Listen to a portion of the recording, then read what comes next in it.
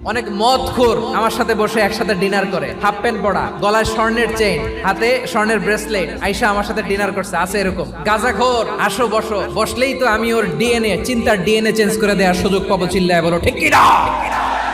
আমার অনেক হিন্দু পরিচিত ভাই আছে, ওরা আমাদের ইফতারির প্রোগ্রামে এসে একসাথে ইফতারি করে। বিশ্বনবী ইহুদির বাড়িতে গেলেন, আর আমার মুসলমান ভাই আমার কাফের বলে, এরকম আছে না নাই?